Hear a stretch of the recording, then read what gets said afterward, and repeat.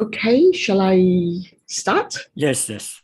Right. Good morning, good afternoon, good evening, everyone. My name is Mandy Mock, and I'm the founder and CEO of AppliedHE. It is my pleasure to welcome all of you to our special edition of AppliedHE Xchange, our very first webinar on online higher education. Online higher education was once considered a niche alternative for learners in remote locations, for working adults, or for those with limited financial resources. But now it has become a mainstream phenomenon. Today, AppliedHE has brought together some of the sector's thought and practice leaders. Professor Pablo Cardona from MIU City University in Miami, USA. Professor Gomotso Moahi, Deputy Vice Chancellor for Academic Services from Botswana Open University. Professor Mary Stysney, Pro Vice Chancellor, for International Teaching and Learning from the University of London, UK, and Professor Sally Chan, President of Tonghua College of Hong Kong. Together, they will provide a global perspective on the future of online higher education. Mrs. Winnie Ely, who is the Secretary to Governing Board of City U Dongguan at City University of Hong Kong, is the moderator for today's webinar. She will be introducing in more details our distinguished speakers. So over to you now, Winnie. Thank you, Mandy. Good evening, everyone, or good afternoon, good morning, wherever you are. COVID-19 is disruptive. We can all agree on that. And the one reality we see in higher education is the growth of online higher education. Mandy said earlier, and I'm going to add, once upon a time, online higher education was considered an alternative for learners in remote locations. It was a mode of learning geared towards working adults or those with limited financial resources. COVID-19 transformed online higher education to a mainstream phenomenon. It is my absolute pleasure to moderate a conversation with a global perspective on the future of online higher education by some of the sector's thought and practice leaders from Botswana, the USA, the UK, and Hong Kong, brought together by AppliedHE today. While online higher education has seemingly expanded, most higher education providers also maintain hybrid teaching models with optional in-class experiences. So, 3 questions or more. Is this online first, classroom optional approach what lies ahead for the sector as a whole? If so, what are the challenges and how can the sector overcome them? Or is there another new normal that these leaders are looking forward to? If there is, maybe the higher education leaders in this forum can inspire us to see it from their perspective. Or is the higher education sector yearning to get back to the normal they're familiar with before COVID? If that is the case, what are the implications to students and the quality of education they're likely to receive? And I'm sure you have more questions, but those are my burning ones. I am now going to introduce our first speaker, President of MIU City University, Miami in the USA, Dr. Pablo Cardona. Pablo has a PhD in management conferred by UCLA. He was professor at RUSC Barcelona from 1997 to 2011, and professor at CEIBS Shanghai from 2011 to 2017. In 2017, he became Dean of the School of Management and Communications and I'm going to pronounce it very badly, Pablo, so you have to pardon me, at Universitat Internacional de la Rioja in Spain, a university of pre-educa group. And since 2019, he's also president of MIU City University Miami, which belongs to the same pre-educa group. Pablo has taught all over the world, especially in the US, Europe, Latin America, and China. And his expertise lies in the area of leadership and cross-cultural management. His CV is actually very, very impressive, so I won't go on. Pablo, please, the time is yours. Okay, thank you. Good morning, afternoon, evening, or whatever it is. Very happy to be invited here. There's not that much time. About your questions, Winnie, I would say that there's room for everybody. There's room for universities that want to go back as soon as possible to the old normal. Some will learn to be hybrid or try hybrid programs.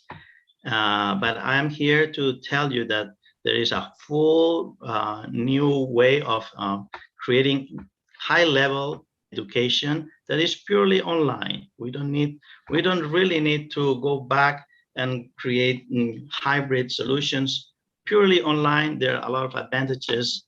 All my life, I've been teaching presential, so I also know the advantages of that, but I am here to just tell you in a couple of minutes, few things about those alternatives that are fully online, okay?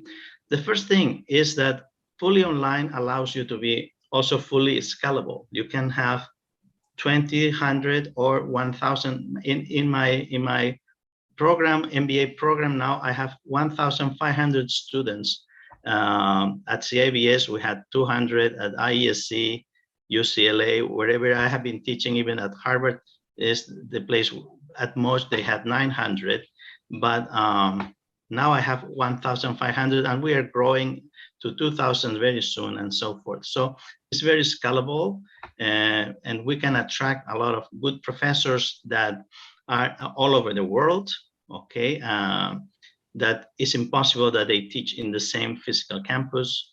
And also, we can adapt the topics to the needs of the people, okay, much more. In presential, it's very difficult to create very specific groups all the time, but very easily we can create groups within our platform, okay? And I also wanted to say that online education is not like many people think. And many universities many universities think that online education is just to film a classroom and put it into the computer. It's totally different, okay? It's a new way of teaching, and it's the future. The old way of teaching is there is a professor goes to a classroom, speaks, and leaves the classroom, and everything happens in the classroom. But the online education is much more versatile. You can have, activities with global teams, interacting with companies at the same time. The professor has something to say, but it's much more proactive. Is the flipped classroom really in reality? People have a lot of activities, individual, group, and much more flexible. And then the classes of professors many times are no more than 30% of the weight of the education activity. And also, I would just mention to finish, because I have many more things to say, but that also our programs are really market driven. We do the programs that people are looking for at Google and other platforms. They are looking for specific education and masters, especially, that are very specialized. And we don't offer whatever our professors know. We create the programs that the people in the markets, they really want. And they keep telling me, Dean, can you create this master? Because we detect there's a need for that in this country, on these several countries. And then we create the programs that people need, not the other way around. The old universities are structured with chair positions, and they keep teaching the same things of the previous generations, and people have to adapt to what the university has to offer. We are the university of the future. We create the programs that people and companies really need. And I would leave it like this, okay? Thank you very much. Fascinating. Thank you, Pablo. I've got loads of questions, and I'm sure audience and other speakers have. Our next speaker is Professor Gamoso Mohai, Deputy Vice Chancellor Academic Services at Botswana Open University in Botswana. Gamoso has worked in academia for the past 37 years. She started her academic career at the University of Botswana as a documentalist, after which she joined the Department of Library and Information Studies as a lecturer. As a professor in library and information science, she has researched and published in the areas of health information systems and indigenous knowledge systems. After exactly 35 years of service at the University of Botswana, she moved to the Botswana Open University, where she's currently the DVC in charge of academic services, as well as research, innovation, and partnerships. The Botswana Open University is a very young university that seeks to provide quality teaching, research, and service through open and distance learning methodologies. Gamoso, please.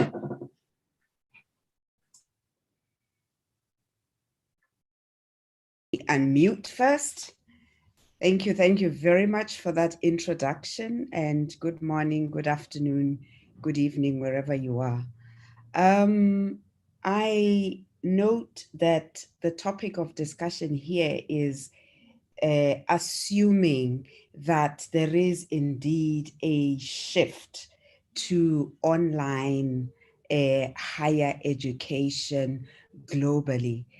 And my view is that whilst we indeed are seeing that a lot of institutions have come to appreciate online learning, they have come to appreciate the value of distance education because of COVID-19 and the restrictions that were placed on physical meetings. A lot of institutions, at least even here in Botswana, have come to appreciate online learning and distance education because of that. But I recognize and I agree completely with Prof. Cardona that there are lots of advantages to, having online higher education, absolutely. And I think that if we lived in an era where all things being equal, we all had access to what it takes to participate in online learning, then perhaps we would see this drastic or dramatic shift towards online higher education. But as it is, we will see pockets of it because of the resource constraints that we see, the imbalance, the inequity in terms of access to what it takes to participate in an online environment. So that really is my view. And I believe, if I could answer the second question, is higher education yearning to go back? I think, again, you will find that there will be a good number of higher education institutions that were premised on being face-to-face, that had always wanted to offer a blended learning approach, that had wanted to combine the two, the online learning with the physical, face-to-face approach to teaching and learning. So you will find that instead they would opt now to do a hybrid type of a higher education, and that it is truly those, perhaps the new and upcoming institutions, that will go completely online.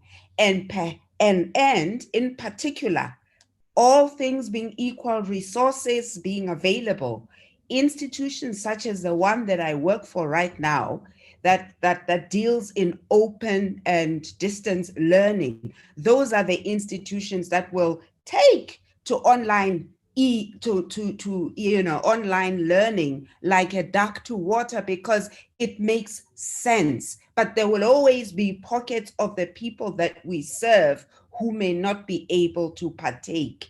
And because of that, we too may have to do a hybrid where we offer online, but we also offer the ability of distance education using the most basic of technology that we can use. So I will end there. Thank you very much, Mandy. Thank you. For myself, thank you very much. That is very interesting take, because you reminded us that actually some institutions are premised on face-to-face teaching. And how then do we cope with, or they are coping with present and future? Again, I think there will be questions around, so I'm going to move to the next speaker. Speaking next is Professor Mary Stiasny, Vice Chancellor International Teaching and Learning at the University of London in the UK. Throughout her career, Mary has worked to both deliver and promote quality, accessible education across the world. Prior to becoming Vice Chancellor International Teaching and Learning, Mary provided strategic direction and leadership at the Institute of Education in her capacity as Pro-Director with responsibility for learning, teaching, and international. Working life for Mary began as a secondary school teacher in West London. She then joined Goldsmith College, where she was involved in initial teacher education, becoming Director of PGCE and Deputy Head of Department of Educational Studies. This was followed by a move to Oxford Brookes University, where she was appointed Deputy Head of School of Education. She then returned to London to become Head of School of Education and Training at the University of Greenwich. Mary then spent 4 years at the British Council as Director of Education and Training before joining the Institute of Education. Mary, please. Thank you very much. And greetings to everybody. It's really lovely to be with you. And whatever time of day it is, my greetings to you all. I think we probably come at this from a slightly different angle from my colleagues, because the University of London has offered, as a federation with its member institutions, a form of distance learning for the last almost 160 years. So back in 1858, the university was given permission by Queen Victoria at the time, because it was done by royal charter, given permission to teach away from campus. So for those students who couldn't or wouldn't or shouldn't or might not be able to get to a campus, the opportunity was given through the degrees that the university offered all over the world to study at a distance. In the early days, it was a form of correspondence course. So people got a list of what they had to study, and they had to find the books, source the books themselves, which can't have been easy. And then they took the exams in country. From fairly early on, it was allowed for students to take their exams in country.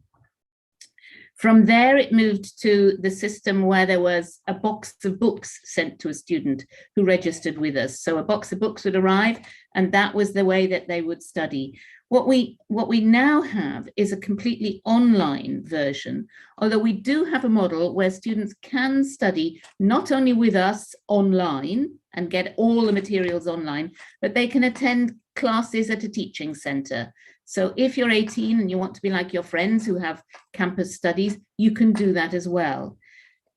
I think what we found through the pandemic was that we had to make some changes very, very quickly, because while all of that sounds very modern and very, very online, our exams were still taken in an exam hall with pen and paper. And back in, well, exactly this time 2 years ago, it became absolutely clear to us that we couldn't continue to do that. As each country gradually closed down with the pandemic, it was not going to be possible or indeed safe or healthy for our students to go into exam centers and take exams in a large exam hall. So we had to very, very quickly turn around and develop and deliver exams online. And we've been doing that ever since. We've tried different means, we've tried different methods, and I think we probably will never go back to sitting in exam halls unless it is necessary, because there are particular difficulties in country. So for example, where there might be electricity constraints, problems like that, we will make provision for students to take exams sitting with a piece of paper and a pen. So I think that's been the big, big change for us. what would I comment in terms of online provision? Because unlike those universities where the campus is the favored place and the return to the campus has been the thrust, we've never had that campus, not for these programs. And I think what we want to do is continue to find a way that really provides for student needs, to really continue to look at and develop our awareness of student needs. And I'm aware that some only want to be on campus, but I'm also aware that some people want the flexibility of doing some study on campus, some study online, or some people want to do it wholly online. And what we've found over the years, and I think this will continue to be the case, is that our students are students who normally wouldn't have access to study, perhaps because they can't afford a much more expensive on-campus provision, students who are currently in prison, and we will provide for them.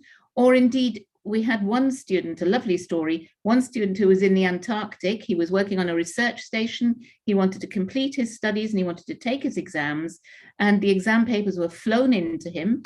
He was invigilated at and by staff of the neighboring research center. So it wasn't the people with whom he was familiar. They invigilated his exam, and then his papers were flown back to the UK to be marked. So different ways and different means of providing for student needs and adaptability. What is interesting is that we're beginning to build in more face-to-face type provision, more human contact, because that simple online provision for some students isn't enough, and we need to look at that, and we will be working on that going into the future. I think the point is that all of this needs to be scalable. As Pablo said earlier, we have something like 50,000 students all over the world, and the scalability has to be prime, but that personal human touch has to be in there as well, so that students don't feel just like a sort of factory fodder. I think it's probably worth concluding by saying, and I would completely agree with Pablo, that things moving forward and expanding will continue. There is a huge thirst for higher education around the world, and not just young people, but returners to higher education, people who've perhaps not had the chance, or people who want to come back and do a bit more, so that expansion, I hope, will continue. So we are looking at all of that. I hope that gives you a flavor for now. I think the other thing that I would probably say, exactly as Komoto has said, that hybrid offers for many students a really interesting possibility. So we need to be aware of that. But those are my thoughts for now. Thank you. Thanks, Mary. 160 years reflection, boosted by COVID, and then building more face-to-face. Fascinating. Last but not least, we have the president of Tonghua College in Hong Kong, Professor Sally Chen. Sally is the third president of the Tonghua College in Hong Kong. Prior to this appointment, she was the Vice Chancellor of Singapore campus and the Dean of School and of Nursing and Midwifery of University of Newcastle, Australia, so a colleague of mine then. Sally has more than 30 years experience in the university sectors in Hong Kong, Singapore, and Australia. Her career influences the tripartite mission of research, education, and practice. Sally's work supported by more than 100 funded studies and more than 400 publications in international healthcare journals and international presentations. And she has been honored for her significant and sustained contribution to nursing, which improved the nursing profession and the people it serves. In 2013, she was inducted as a fellow of the American Academy of Nursing. Since 2021, she has been listed among the top 2% of scientists in the global list released by the prestigious Stanford University. Sally, please. Yeah, thank you so much, Winnie, for the very kind introduction. Greetings from Hong Kong to friends and colleagues from all over the world. In the past 2 to 3 years, I have opportunity to work in Australia, Singapore, and Hong Kong. And of course, the development of online education sort of differ among the different places. For example, in Australia, the postgrad programs, majority are online, and undergraduate program, there are a lot of blended mode of learning. But whereas in Singapore and Hong Kong, it was sort of traditional, sort of face-to-face. But of course, COVID-19 disrupted everything. Everybody sort of went online as a default during 2020 and in fact in 2021 as well. And so now is the time for us to consolidate our experience. I would not see that we will all go back to traditional face-to-face. As previous speaker have mentioned, once we taste the online education, we appreciate its possibility and flexibility. And I'm sure that the online mode of learning will continue to grow. Not because, just because of the rise of the learning technology, but also because of the changing needs. I think previous speaker have already mentioned that in traditional higher education sector, we got undergraduate program and then postgrad program. But before COVID and then now post-COVID-19, we see a very diverse demand for higher education, not just for the traditional degree, but for career change studies or continuing education. So that means we move away from a one and done degree towards more lifelong learning and upscaling. And online education provides the flexibility of delivering such program and to scale the programs to thousands of students. With the experience of online education, I have a few reflections during the past few years. The experience of COVID-19 crisis have revealed to us that online education is not essentially just about technology. Technology are just convenient tools for us to facilitate our online education experience. But at the core of successful online education experience is the adaptation of curriculum, pedagogy, and assessment in the most suitable way to fulfill the mission of the institution and also respond to the needs of the student. And the second reflection comes the recognition that teaching online is not just about recording a traditional lecture and post it online. Effective online education requires teaching and learning methods that engage the student dynamically in an enjoyable and stimulating education experience. I think the COVID-19 crisis has been a great opportunity for us to rethink how we can integrate online learning with some of the experiential education delivery modes that we have already been using before the COVID-19. For example, team learning, peer learning, flip the classroom. And the third very important consideration is the need to fully align learning, assessment, procedure, and criteria with online learning. The COVID-19 crisis is a very great opportunity for us to revisit traditional assessment practice and think about what exactly are the core value and purpose of assessment. And online assessment resources have to be mapped against curriculum framework.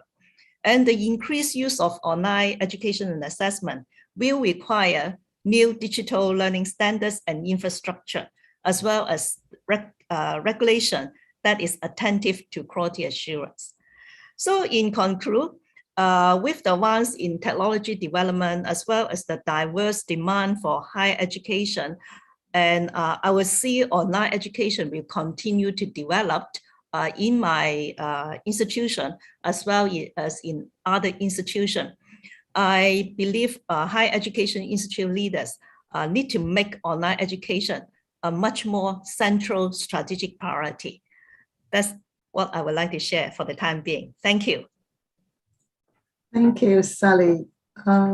Got loads of questions on assessment later on. So in quality assurance, those are things that we talk about lots and lots at universities. So actually all the speakers touch upon that, but we'll delve into that a bit more later on. Before I sort of ask the question I have and then go to the audience, I'm just wondering, after you have listened to your fellow speakers, do you have any observations? Do you have a provocation? Do you have a question, clarification that you want to ask your fellow speakers? Sally.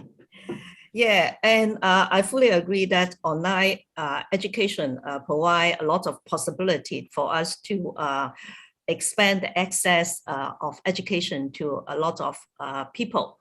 And at present, my college focus a lot on healthcare professional training, So with that, then it's not possible to be all online because there are practical sessions, there are also clinical placement and all that. Yeah.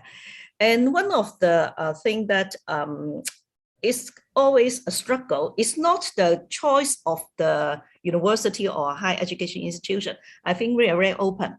We are sort of very innovative in our teaching and learning. But sometimes we face a lot of barriers from the professional regulatory body. Yeah, they sort of insisted that, okay, face-to-face is the gold standard. Okay, so they allow us to move online because of the COVID-19 crisis, and then after that, you all have to go back to normal. Okay, yeah, and so what I'm thinking is reflect on is it's not just the choice of the higher education institute. In fact, we also have to have the buy-in from the professional regulatory bodies so that they all support that. In fact, we can be flexible, we can be innovative, also achieve the professional standard. So I really would like to know what other our fellow distinguished speaker, sort of comment on this.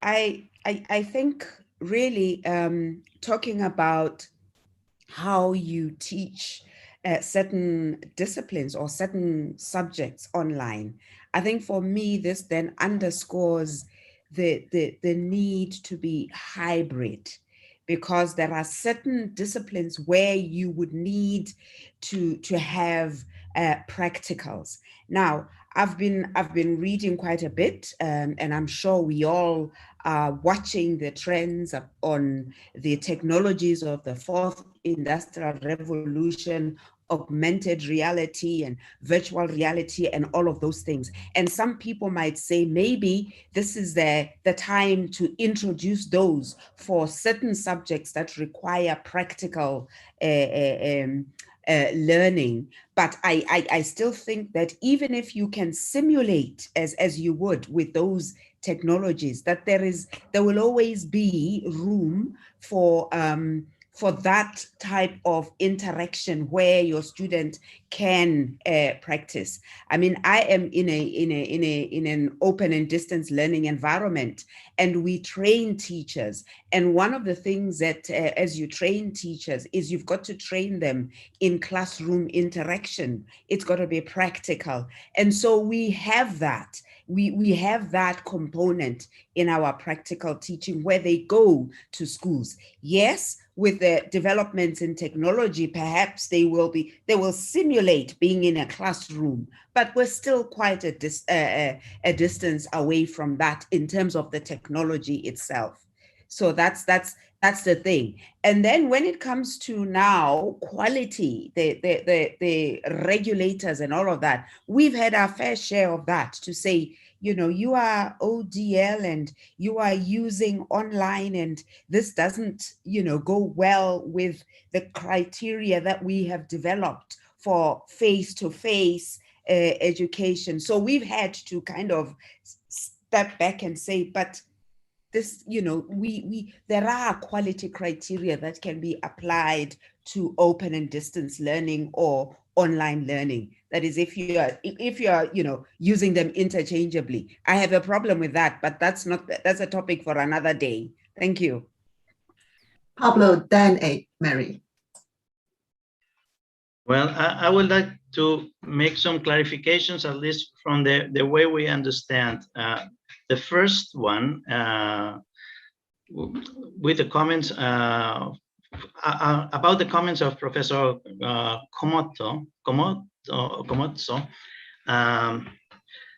we don't call, like, for example, of course, practical practices to practice in companies or in hospitals. We don't call that a blended education, because this is something that you have to do anyway. So what we do in online is to substitute the classes in the university Of course, if you have to do practice in a hospital, we also, even though we are fully online, we are not blended, our students have to go to hospitals or to do practice in companies if you're doing a business. But we are still fully online. We have some advantages because we don't need to have one hospital. We can have agreements with hospitals all in half of the world. For example, people can work in companies, for example, based in Spain, but if they are in Latin America, they don't need to come to Spain, because what companies need is, for example, to analyze data. They don't want that students go to their offices. They don't have space for them, but they need people to analyze a lot of data. And you can be working for telephone company, a big telephone company in Spain, analyzing data in any other country in the world. Okay, so not confuse practical practices with blended or full online. That's the first thing. The other thing that, from my perspective, I want to clarify all the time is that we are not distance learning at all. Nothing to do with distance learning. In Spain, we have distance learning for also over 70 years, and it's totally a different experience, okay? On the one hand, we are not distance. We are the closest university to each one of you. We are in your pocket. We are wherever you are. We are not distance. We are the distance learning is the ones in the regular universities. They are very distant. That you have to take a train, a bus. They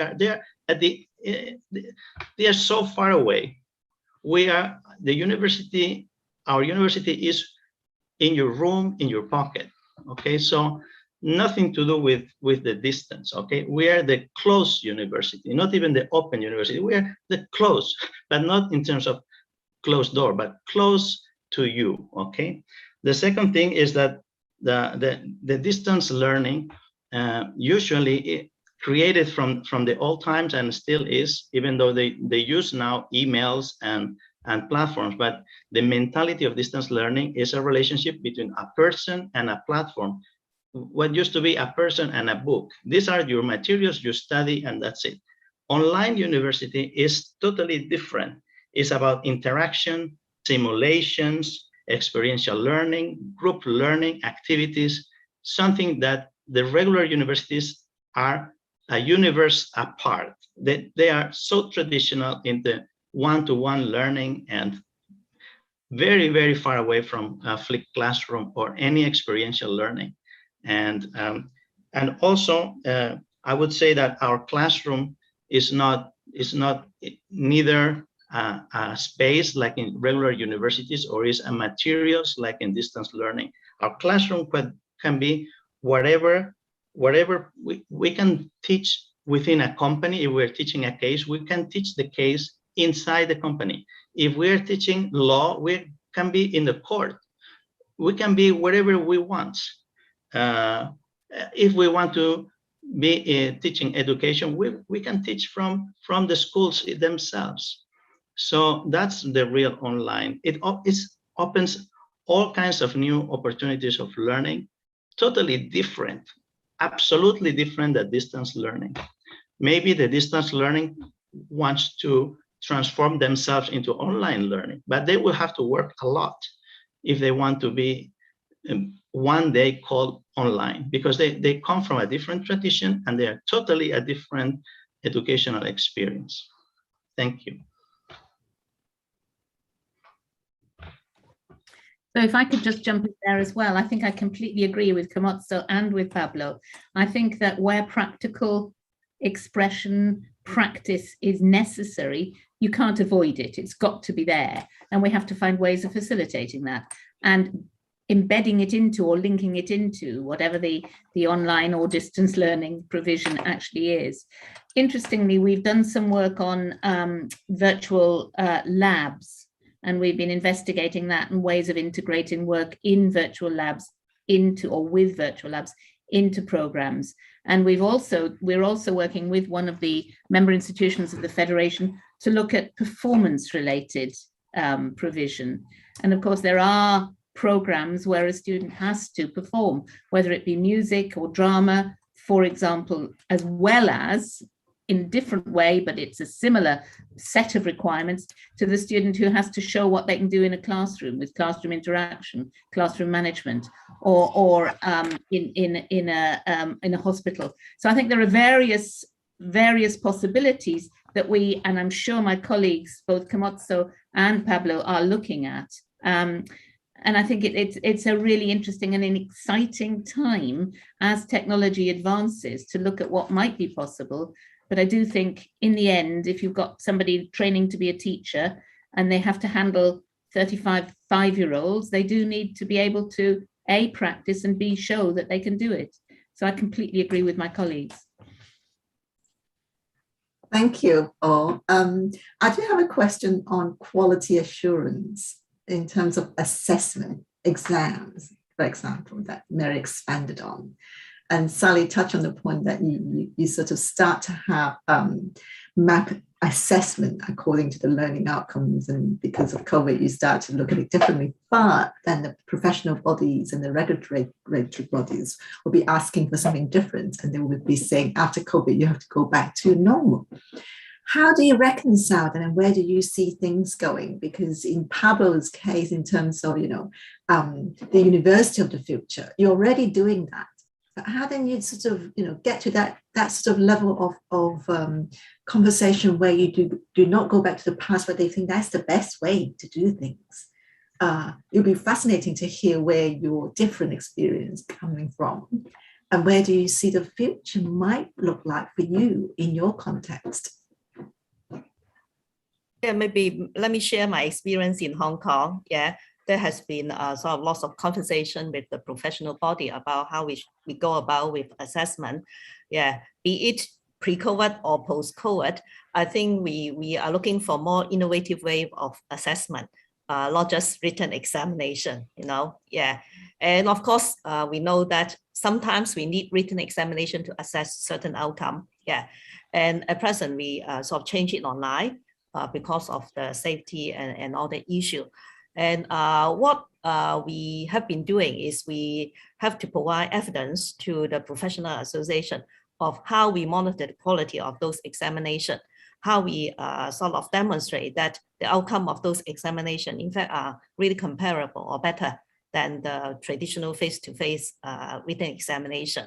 And in fact, when we talk about written examination, it's not test of memorization, it's still test of problem solving and critical thinking. I think that's the most important thing, Yeah, so yeah, and for us, I think what we are doing is we have to prove that we have the quality assurance system to ensure online assessment are equally as good as a traditional face-to-face, and to demonstrate that the outcome of the assessment, the standard of the student, are no different than the traditional type of assessment. Yeah, and I'm really sort of we're grateful for colleagues to share their experience.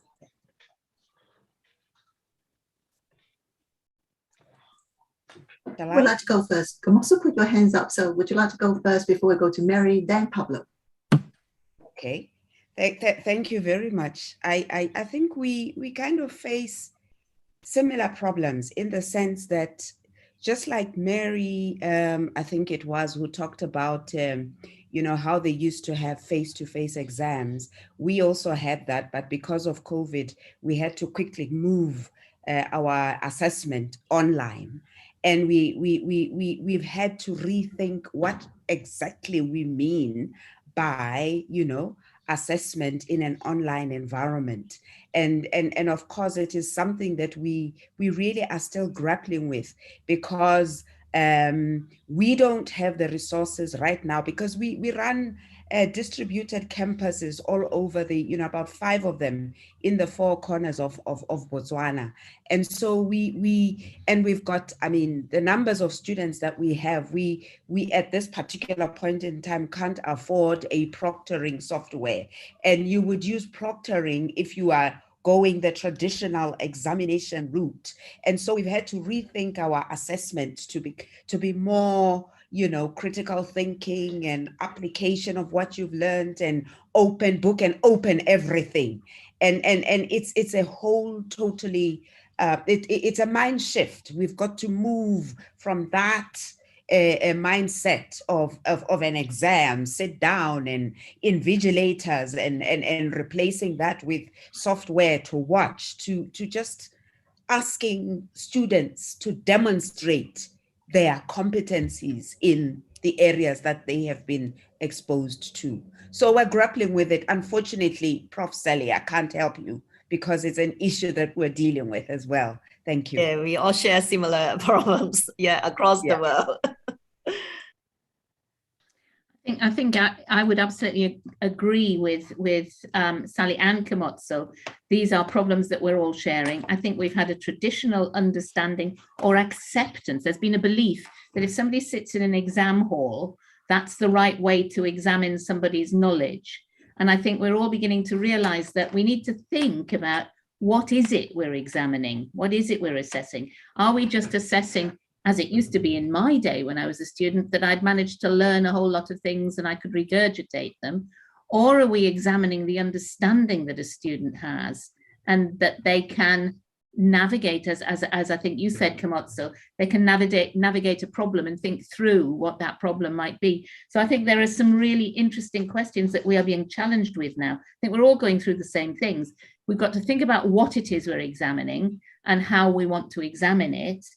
I think we need to be sure there are all sorts of issues around personation and invigilation that we need to tackle, because then we have to be able to give the students themselves and the regulators confidence that the whole exercise has been done properly, whatever properly means, that it is valid, that it's high quality, that it's, if you like, a safe process. But that then comes back to us, I think it's full circle. What is it we're examining? And are we absolutely sure we know what we're examining? And we're all struggling with it. It's my turn. Yeah, okay.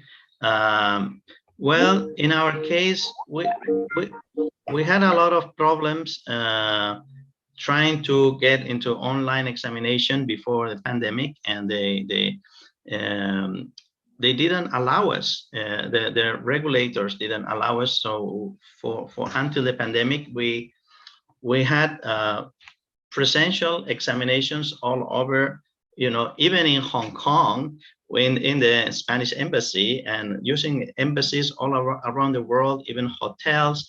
There was no way. And then all of a sudden, with the pandemic, all these rules and regulations dropped immediately.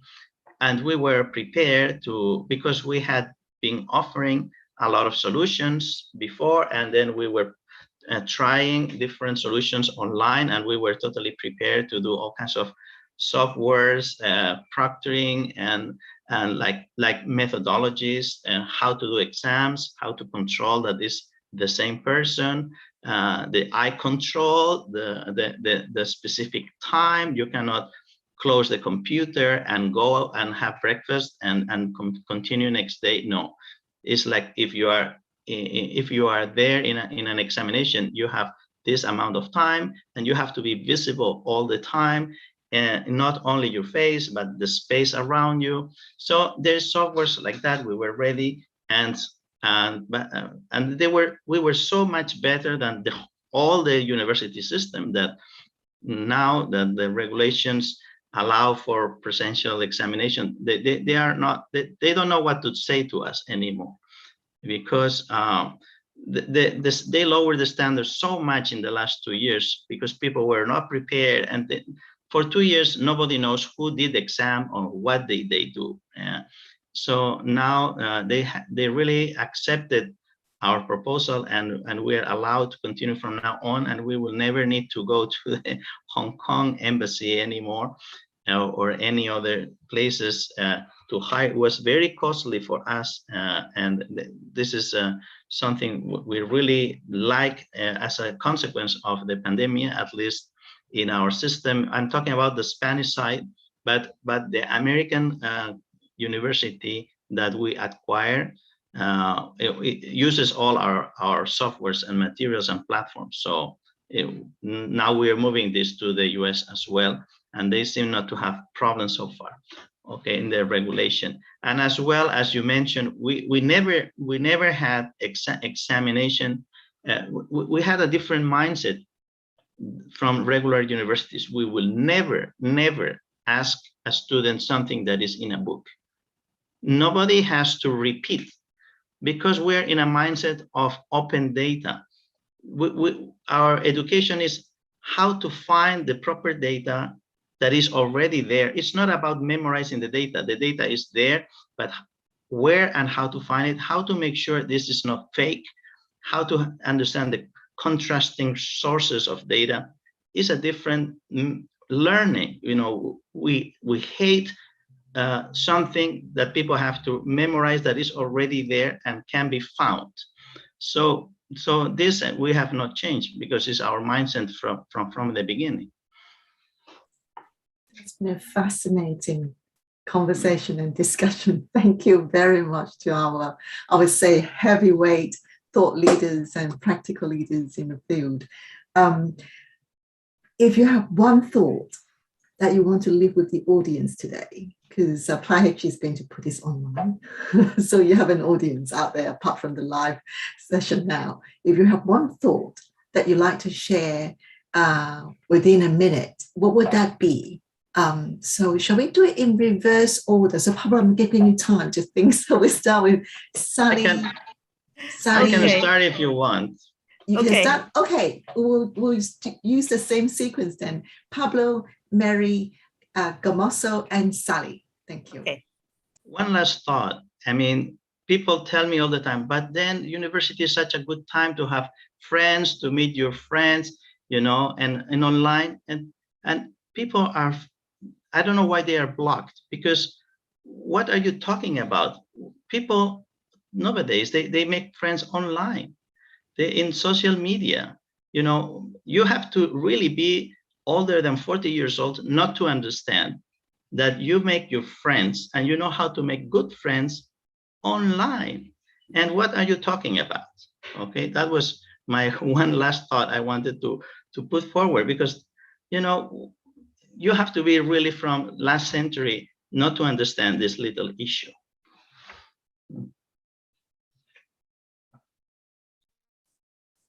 Very on mute. Apologies. From me, I think we expect learners to be adaptable and to learn and to change and to develop.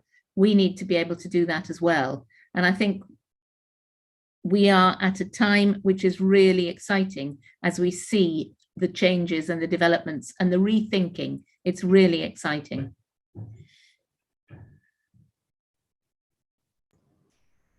Am I next? Yes. I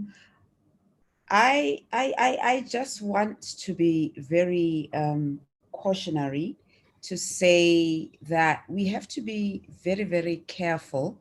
We have come out of COVID where we had to do emergency response remote learning. So we should not, as we begin to move and we begin to want to mainstream online higher education, we should be cognizant that what we were doing was not, in fact, you know, online education or online learning, because underlying that is a lot of intentional, instructional and pedagogical thinking. It's not a question of transferring what you were doing in the classroom into an online environment. Thank you. Okay, my turn. Yeah, and in fact, when we sort of talk about online education or use technology to deliver our education, I heard some colleagues say that, oh, it's not a philosophy, and especially in healthcare, we are very caring, we have to do it face-to-face. But what I sort of tell them is that being online and use technology to deliver our education would not change the philosophy of our education, and it would not change the philosophy of our profession. I always quote a statement from the fiction Origin by Dan Brown. It says that may our philosophies keep pace with our technologies, and may our compassion keep pace with our powers, and may love, caring, not fear, be the engine of change. And I don't think online education will change our philosophy of caring. Yeah, so that's why we have to embrace change and embrace technology and see what's the best for our next generation. Thank you. Thank you very much, Pablo, Mary, Gamaso, and Sally.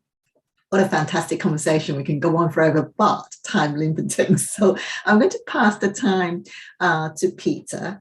But before I do so, even though it's online, I just want to say thank you very much to our speakers in the big clap. And I'm going to put my hands together for you. Thank you. Peter, thank you. Peter, the time is yours. Yes, thank you very much. Thank you very much, Winnie. Now it's my pleasure to present the first AppliedHE online ready rating. This webinar kind of coincides with the launch of the AppliedHE online ready rating.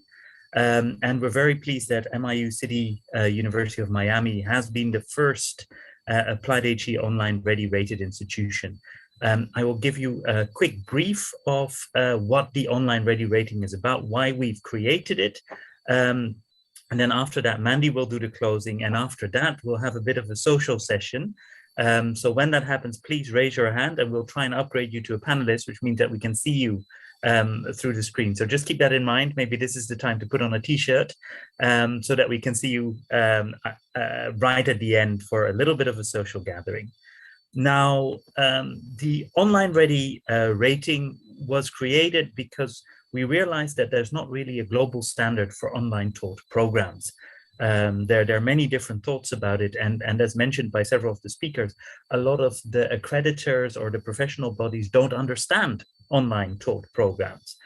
So it's important that we have something that's coming from the sector where we can say, okay, well, look, this is a global standard that we are all striving towards. Not all online education is the same. There are definitely big differences. I think especially in the past, you had online education that was not even properly accredited. I think that is something that is quickly changing. But even if it is accredited, you can see that maybe a lot of more traditional universities really struggle. And as one of the speakers pointed out, there's a big difference between distance learning and online learning, and that is the interactive component, for instance. So that's one of the things that we wanted to highlight. So the first goal is to have this global standard. Second, we think having that global standard will help institutions in recruitment, especially targeting non-traditional students, for instance, lifelong learning, or also international students in markets that they currently don't address. And third of all, it can support stakeholder insights, understanding your student and faculty perspectives, and basically quality improvement and benchmarking against peer institutions. Now, these are the rating criteria, very briefly summarized. The first thing that we look at is course delivery, whether it is interactive, whether the materials are suitable for online, whether they are interactive, of high quality, whether faculty receive proper training, whether they have the right qualifications, and whether there's also a focus on instructional design. So really that it's not just an in-person class that's been transferred online, but that really you've taken advantage of the whole online experience that's available. Second, we've been looking at learning support because the literature tells us that coaching, counseling, and obviously technology support is critical in the success of students in online learning. You can't just expect a student to suddenly just get it. Most students need some coaching, some counseling to find their way on an online platform.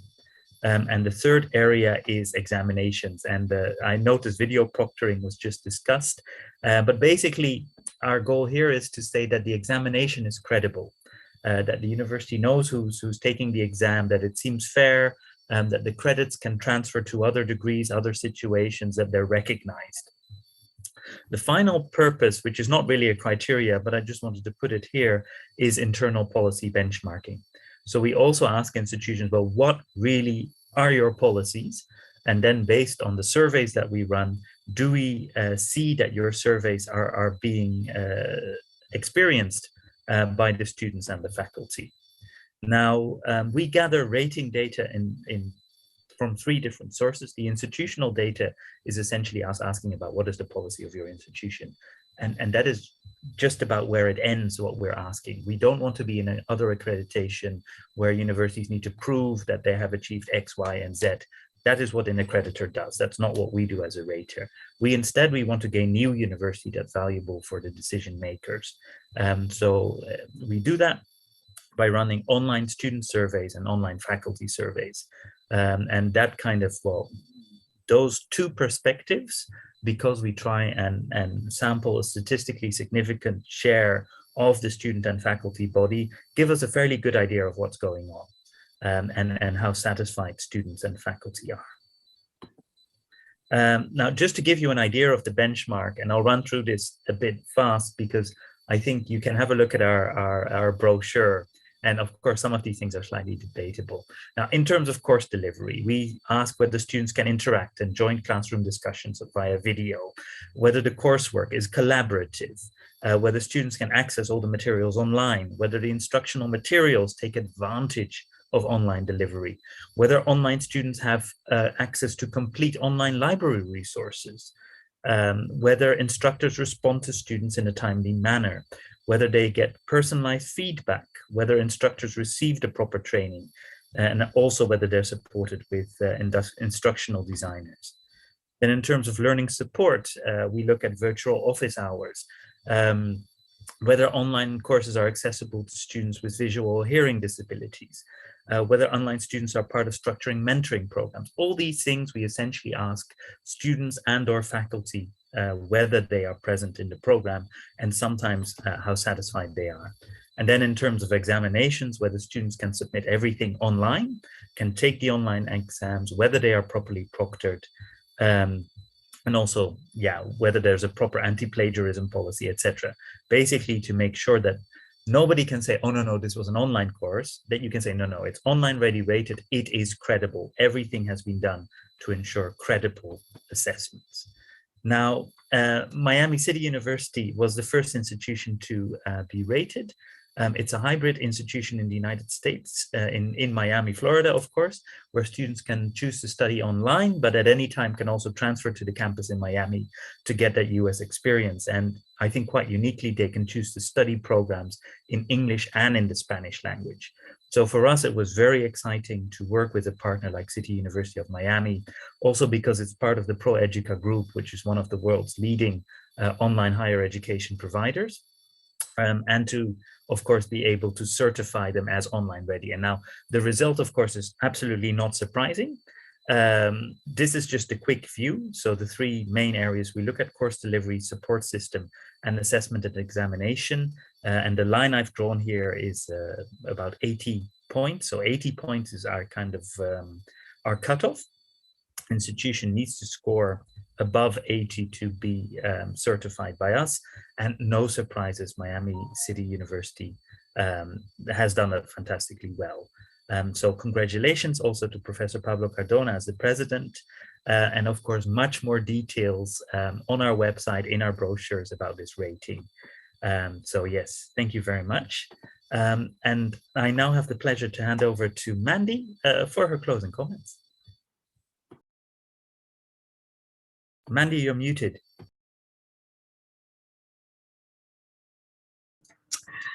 That's a boomer thing as usual. Sorry. Well, thank you everyone for attending this special edition of AppliedHE Exchange on online higher education. In particular, allow me to thank Mrs. Winnie Ely for moderating, and our interesting speakers who so willingly shared with you their inspiring stories and observations. And of course, you, our wonderful participants, without which we could never have this webinar. As a relatively young organization, we hope we can walk this journey of internationalization with you and grow together on the global stage. And I'll make this really short before I log off. I have one request to make. I would like to call on all the Asian private universities out there. Please submit your data when we invite you to participate in the Asia Private University Ranking to be launched next year, 2023, or you can take the initiative and write to us instead. Thank you once again for your attendance. Enjoy the rest of the day wherever you are. Stay safe and God bless. Okay, thank you very much. I'm not sure, are we doing the social mixer after this, or do people have to go? Well, what's the plan? Let's see if some participants have raised their hands that they want to come on. I think they're a little bit shy today. So yeah, then we just ended here. We skipped the social mixer. Thank you so much, all the speakers again, and Winnie, of course, and we hope to be in touch soon. Bye-bye. Thank you all. Thank you, everyone. Bye-bye. Thank you. Bye. Bye. Bye. Oh, bye, Ratna. Oh, Oh, we did have some people Yeah, come on. it's quite very interesting discussion, is that because in Indonesia also do the project-based learning. May I know which university are you from? Vocational Polytechnic Negeri Medan, Polmed. Right, okay. So I'm teaching at MICE, teaching English at MICE. MICE stand for Meeting, Incentive, Convention, and Exhibition. Great. I think you've attended our webinars before, right, Ratna? I think you're one of our regulars. That's right. Thank you. Yeah, I ever join is that because I'm quite very interested at least that I can transfer the knowledge to the student, is that. Fantastic. Great. Fantastic. Happy to hear that. Yeah, because in my study program, we need to do lots of events, but the problems during the pandemic, the student cannot join some of the event. For example, in semester 1, they have a city tour event, and semester 2, they have it's like table manner. Yeah. Table manner, okay, and then grooming event. Yeah, no, I can understand. If you're MICE, you cannot. You need to run events to learn about events, and then there's no event. Right. Yeah, that's why during the pandemic they've got problems in online events doing the activities. So at least if it's possible that you also have a program for virtual event, yeah. A what event? Virtual events. Oh, virtual event. Yeah, because online it so that the student can upgrade themselves through the virtual event. Okay, because they can also do the presentation, okay, during online by using Google Meet or Zoom, okay, and they try to make the slide for semester 1 and semester 2. They do the presentation about the tourism in their home, in the village. Their home village. Country. The village. They do the presentation. It looks like that the project works. Okay. That's great. Because sometimes not only the students get bored, but the teachers also get bored. Is that so? I just asked them to do the project-based learning. It looks like that they are very serious. They make a presentation using the PowerPoint. Yeah. That sounds wonderful. Well, thank you very much for joining us, Ratna, and we hope to have you again with us very, very soon. Yeah, I appreciate it thank you. Malam. Yeah, selamat malam. Thank you, Dolores. Yeah, bye-bye. Bye-bye.